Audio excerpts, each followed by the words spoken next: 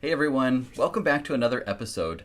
This is actually a really exciting episode because it is the season finale. And I kind of just made this up. I was telling Katie, our guest today, that I kind of made this up yesterday. I was like, it would be nice to just have a summer of catching up on things around the house and enjoying our family and everything like that. So I'm going to push pause on the podcast and videos just for a bit, but I wanted to end on this special episode because this is a local cause that I want to support and hopefully inspire you, the listeners, to support as well. Today I'm talking with Katie Holmberg. She is with Junior League of Lincoln, and they have created a diaper drive. And Katie's going to tell you all about it, but the issue is diapers are expensive. And if you have kids, you already know this. The problem is that diapers are not covered by insurance, which puts a large financial strain on parents and those with lower incomes or the inability to keep up with the demand for diapers really struggle to fulfill that need. And the Junior League of Lincoln has stepped in and said, this is something that we can do and we can make it really easy for the public to donate and participate too. So I would love, Katie, if you could start and just talk through a little bit about the Junior League of Lincoln, what you all do, and the diaper drive. Yes, thank you so much for allowing me to join you today and share about Yeah. our Junior League of Lincoln Diaper Bank. The Junior League actually has been in Lincoln. We're celebrating our 100th year anniversary, which is really exciting for us.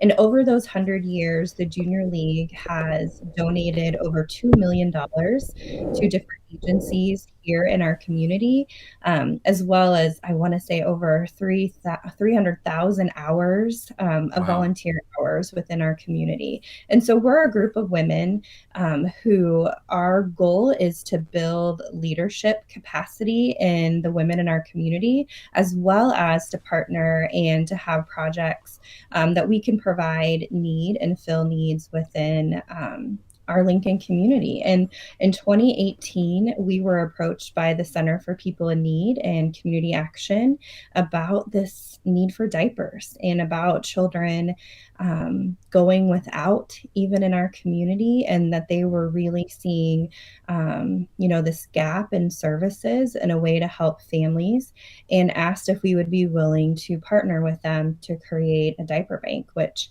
of course we said yes, knowing that the young children in our community are so vulnerable and we want to be able to meet that need and meet that gap. And so it took a couple of years of planning and just really understanding what that looks like in Lincoln and how best we can make that gap lessen with the help of diapers. And in 2020, with all the craziness that happened with the pandemic, we launched the Junior League of Lincoln Diaper Bank. Wow. Talk about a tough time to launch something where you want people to go shopping and then drop something off and everybody's staying at home and introverting. But what an important cause to support families that are in need and to support the raising of children and health and sanitary living conditions and everything like that. Do you have any statistics on what the need is in Lincoln or what the unmet need has been like? Yeah. And so with our diaper bank, and just to let your listeners know, the goal is, and it's kind of different than a diaper pantry. And so a diaper pantry is where people can just go and get diapers as they need. But a diaper bank Mm. is really looking at the whole community and the agencies that serve, our vulnerable population. And so our goal is to partner with other community agencies that they can be a member of our diaper bank and be able to receive diapers from our bank, Okay. and we can distribute them to member agencies, and then they distribute them to their children. And so we started out the diaper bank just with the Center for People in Need and serving their clients. And I pulled out some numbers just kind of looking over the last few months. But our most, let's see, March and April, we served almost 700 children in our community that had diaper Wow. needs. Yeah. And that's just That's at one huge. agency. Yeah, Right. just at one agency. So what I'm understanding you saying is it rather than just like a place where people stop in and grab diapers when they need them, you collect the diapers and then distribute them to other agencies that can get them into the homes of those that are in need. Is that a fair summation? Correct. Yeah, Okay. our goal would be to be able to give a monthly supply of about 50 diapers to families. It's not, the goal isn't to provide all the diapers that a family needs, but really kind of just help them get to the next month. So whether that be their next paycheck or, assistance that they're receiving, just kind of provide that gap. Many of the families that we look, work with or have seen, it's like that last kind of week, 2 weeks of that month where they're, Right. running out of money or prioritizing money to pay rent for the next month. And that's kind of where that diaper need falls into. Fantastic. Because it sounds like you won't expect to fulfill their entire diaper supply for a month, but you will help them to get by, especially as things get tight towards the end of the month, typically, where you can come in and help to support those families that are in need. Definitely. Yes. Are there any consequences from a health standpoint or a community standpoint that come with unmet diaper needs? Like, what are the things that, I mean, obviously, like keeping them diapered, in and of itself is important for sanitation and all those things, but what are some of the downstream consequences of an inadequate supply of diapers for a family? Yeah, there's quite a few. And if you look national statistics as well as local statistics, and even, when you're speaking to families just about I think it's about 4 days a month that I've heard that families either miss school or miss work because their children do not have diapers. And so Wow. if you think about that, the workforce, people possibly losing their jobs because they don't have Right. diapers, because the reality is daycares do not provide diapers. WIC does Right. not cover diapers. And so that's really families trying to come up with the money to be able to have those diapers. And I was at a couple years ago, attended a conference. There's a national diaper bank network and had attended there. And there were a number of women that were sharing their story about how when they were younger and raising their children that they had diaper need. And one of Mm, the interesting conversations that came out of that is a question they asked. And they said, for those of you who have young children or who have raised young children, and if you think about, how many diapers do you have in your house? right. And so I thought back, my kids are older now, so they're out of diapers. But, I could say, I have a case of diapers in the closet. I have, diapers in my diaper bag. I even kept some extra in my car, kind of thinking about the diapers that I had just in my house. And these moms were saying, but you don't know the exact number. And I would be like, no, I don't know the exact number. And the moms would be, I could tell you the exact number I have. I Sure. have 7. And I can tell you that, my children use this many diapers per day. And so really I only have 2 more days worth of diapers that I can provide to my children.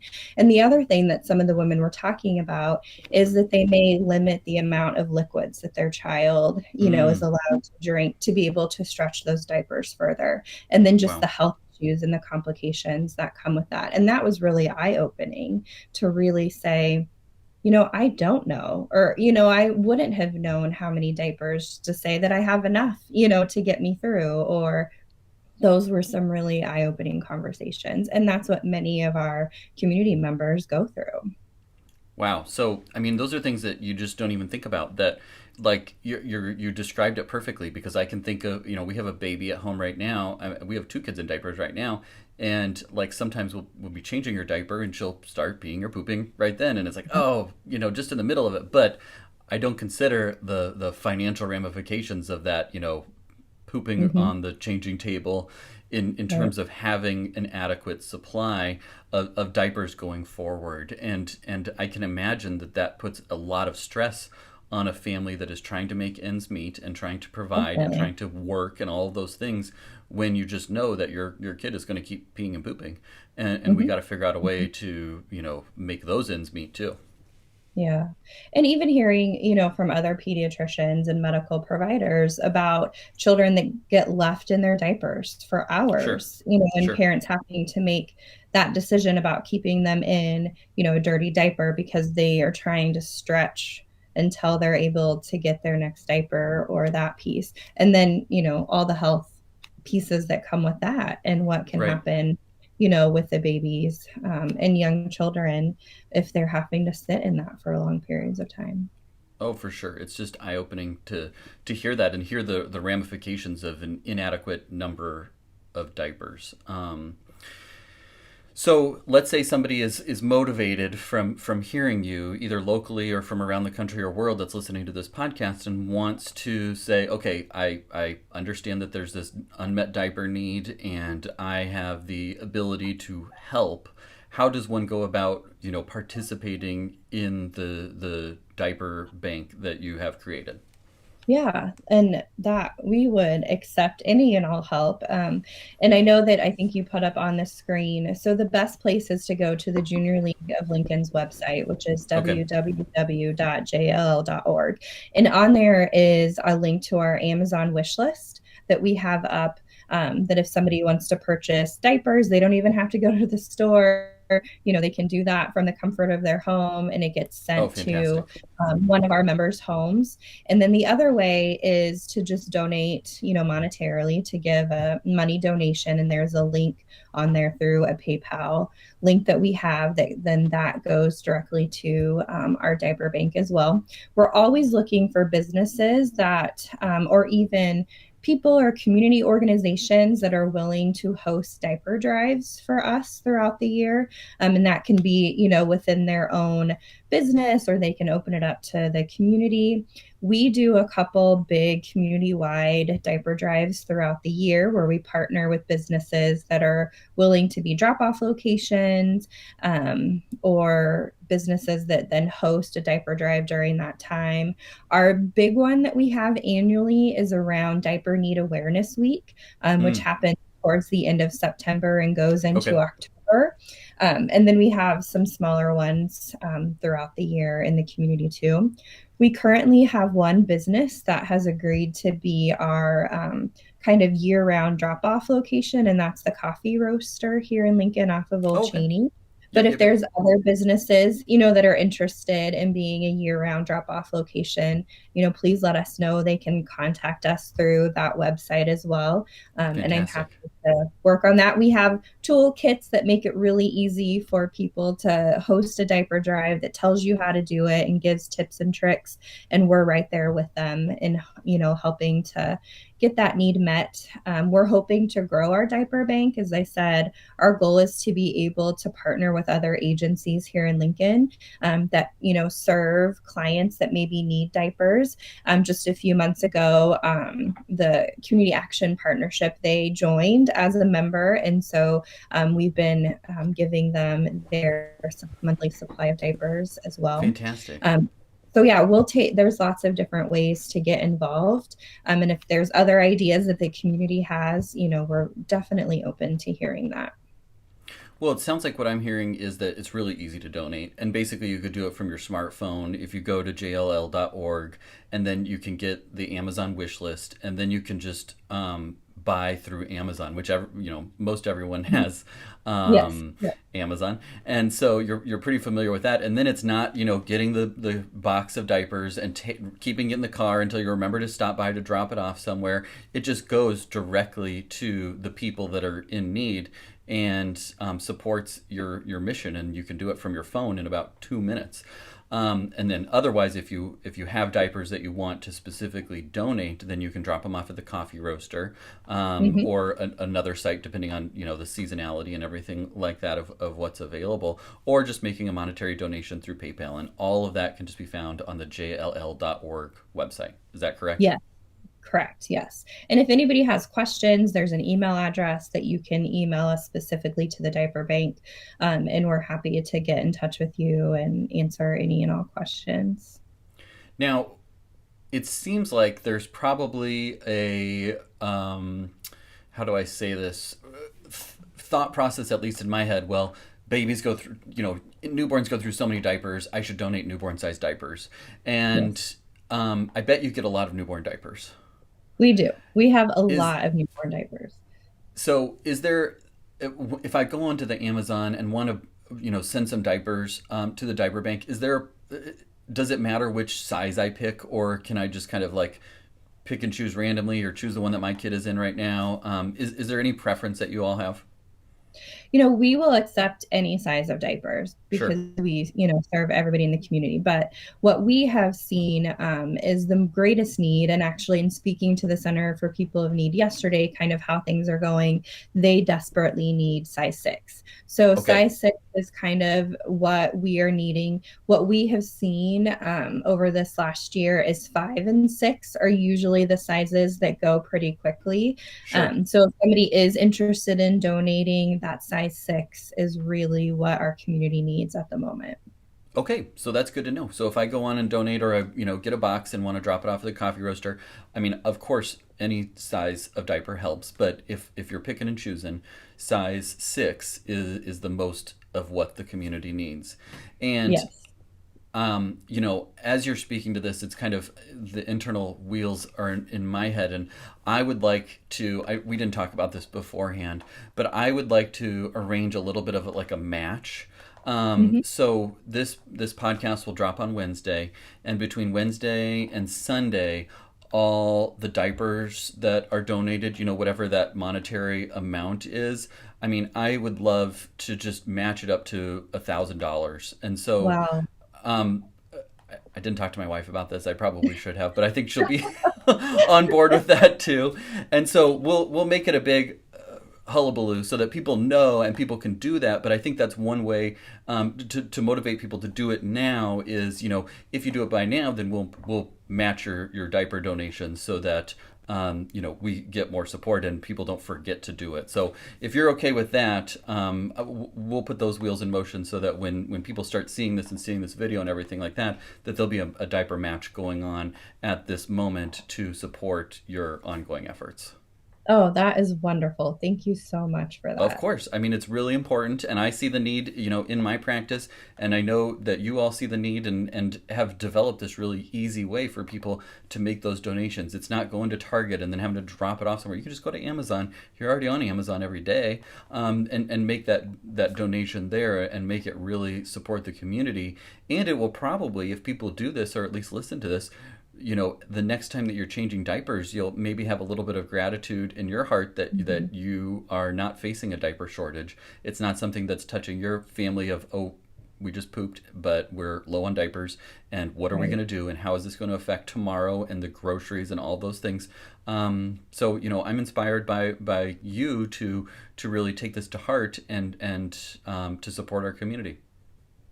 That's fantastic. And I want, listeners to know too that, diapers have always been expensive, and what we're seeing right now and what we're hearing is that they're going to increase even Mm, more this summer and into the fall.